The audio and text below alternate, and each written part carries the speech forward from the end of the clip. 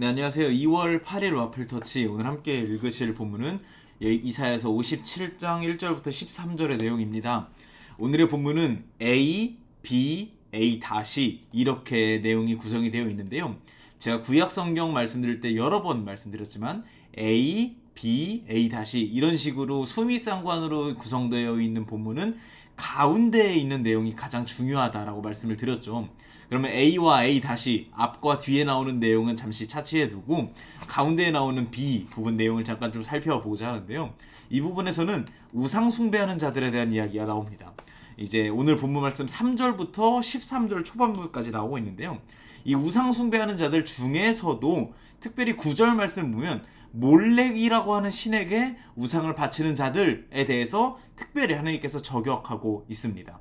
이 몰렉이라고 하는 신 여러 번 구약 성경에 등장하고 있는데요. 어떤 특징이 있냐면 5절 말씀에 보면 자녀를 제물로 바쳤다라고 나와 있습니다. 인신공양이라고 하죠.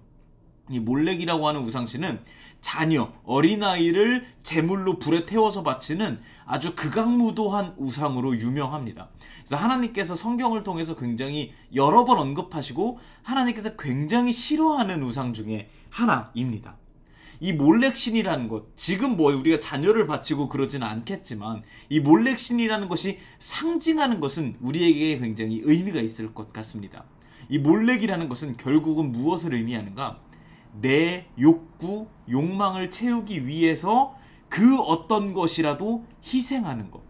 나를 위해서라면, 나의 자기중심적인 그런 성향을 위해서라면 타인이든 자녀든 무엇이든 간에 내가 얻고 싶은 게 있으면 희생하는 데 있어서 거리낌이 없는 것. 바로 이런 마음을 상징하는 것이 바로 몰렉이지 않은가라는 생각이 듭니다. 물론 얻고 싶은 게 있으면 그 대가를 내는 게 마땅하죠. 그런데 이 얻고 싶다라고 하는 그 마음, 내가 저것을 갖고 싶다라고 하는 자기의 욕심, 이것이 극대화되어서 내가 가지고 있는 것도 막 당연히 그걸 위해서 대가로 지불하고 이걸로 부족하면은 타인의 희생, 어떤 타인의 피해 같은 것도 감수하면서 그냥 내 욕심을 위해서라면은 아주 거리낌이 없이 행동하는 것. 이런 것들을 상징하는 것이 바로 몰렉신이라고 할 수 있겠고요.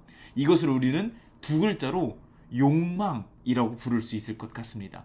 욕망을 위해서라면 내가 무엇이든지 할 수 있어.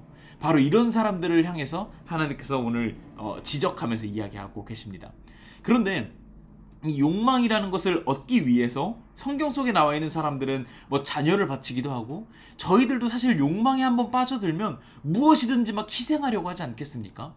그런데 성경에서 무엇라 말씀하시냐면 이 욕망을 쫓아가는 사람들의 말로는 최후는 어떤 모습인가? 10절 말씀에 이렇게 말하고 있습니다. 거기를 아무리 쫓아가봤자 아무것도 얻지 못하고 지치고 말 거야. 그런데 너희는 지쳤음에도 불구하고 포기할 줄 모르는구나. 그 욕망을 붙잡고 포기할 줄 모르는 미련하고 아둔한 자들이구나 라고 성경에서 말하고 있습니다. 왜 예전 드라마에서도 욕망의 덫이라고 하는 제목이 있지 않았습니까? 실로 그런 것 같습니다. 욕망이라는 것은 정말 덫을 치고 있습니다. 너네가 희생을 하고 대가를 지불해라.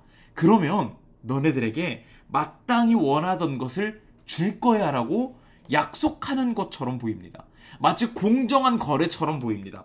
지불하면 그에 마땅한 값어치를 줄 것처럼 이야기를 합니다. 하지만 사실은 삶의 대부분의 상황에서 이것은 부당거래였죠. 정말 공정한 거래처럼 지불하면 줄 것처럼 말하지만 사실은 빈털터리였던 것, 아무것도 얻지 못했던 것, 사실은 마치 갈증 중에 소금물처럼 잠깐의 만족만 있었던 것이라는 것을 사실은 삶을 잘 살펴보면 저희가 알 수가 있습니다. 비슷한 존재가 누가복음에 등장합니다. 누가복음에 하나님께서 경계하고 조심하라고 말하는 자들 중에 이런 부류가 있었습니다. 바로 창고를 지으려고 했던 부자였습니다. 그 부자가 열심히 일을 했죠. 그래서 창고를 꽉 채웠습니다. 그런데 여기서 만족하지 못했습니다. 창고를 채우면 내 안에 있던 어떤 갈망이, 욕망이 채워질 거라고 생각했지만 끝나지 않았습니다. 창고를 하나 더 짓습니다. 그래서 두 번째 창고를 막 채우기 시작하죠. 이를 향해서 예수님께서 경고하시죠.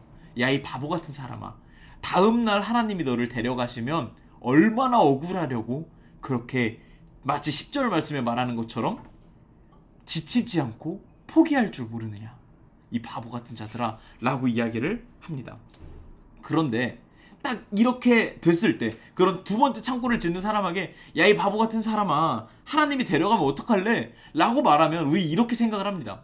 하나님께서 나를 언제 목숨을 가져갈지 모르니 하나님께 바치고 살으라는 얘기인가? 이렇게 생각이 들 수가 있죠. 그런데 하나님께서 그 부자를 향해서 그렇게 말씀하지 않습니다. 두려워하지 말아라 라고 말씀을 하십니다. 새들도 꽃들도 내가 입히는 걸 봐라, 두려워하지 마라 라고 예수님께서 말씀하시죠. 하나님께서는 알고 계셨던 것 같습니다. 우리가 어떤 것을 욕망하고 되게 그릇된 모습이 될 때까지 욕망하는 그 마음의 가장 근원에는 두려움이 있다라는 것을 알고 계셨던 것 같습니다. 내가 내 삶을 책임지지 못하고 내가 내 삶을 이제 컨트롤하지 못하는, 핸들링하지 못하는 것에 대한 두려움, 그것 때문에 내가 이것저것을 갖고 있으면 내가 내 삶을 내 맘대로 할 수 있을 것 같아 라고 하는 마음 때문에 이렇게 행동한다는 것, 욕망에 자꾸만 빠져든다는 것, 몰렉신을 향해서 자녀를 바치듯이 계속해서 욕망의 노예가 된다는 것을 알고 계셨던 것 같습니다. 자, 그럼 이제 가운데 B의 얘기는 마쳤고 양 끝에 A와 A-에서 무슨 얘기를 하는지 한번 살펴볼까요? 이 A와 A-에 보면은 먼저 가장 처음 부분에 의롭고 경건한 사람이 죽었다라고 이야기를 합니다. 근데 사실 히브리어에서는 여기선 죽었다라는 표현보다는 제거되다라는 표현이 좀 더 맞습니다. 그러면 누구로부터 제거됐을까요? 악인으로부터 제거된 것입니다. 그런데 이런 의롭고 경건한 사람이 악인으로부터 제거되었을 때 그를 향해서 하나님께서 이런 위로의 말을 건넵니다. 죽고 나서 너희들이 비록 죽었지만 평안이 있을 것이다.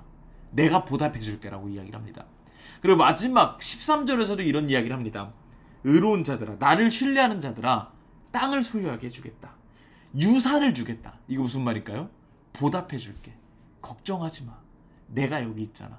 공의로운 내가 보답해 줄게 라고 이야기를 합니다.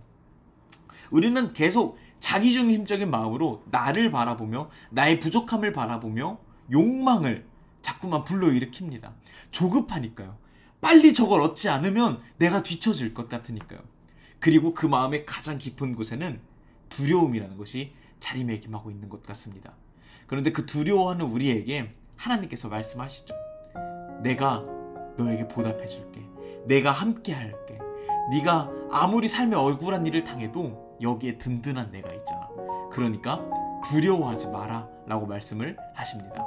하나님께서 두려움에 빠져서 나도 모르게 실수하고 있는 욕망의 덫에 빠져서 그 욕망에서 헤어나오지 못하는 우리를 향해서 말씀하시는 것 같습니다. 두려워하지 마라. 내가 여기에 있다. 함께 오늘 하루도 그런 하나님을 의지하며 살아갈 수 있는 저와 여러분이 될 수 있었으면 좋겠습니다. 감사합니다.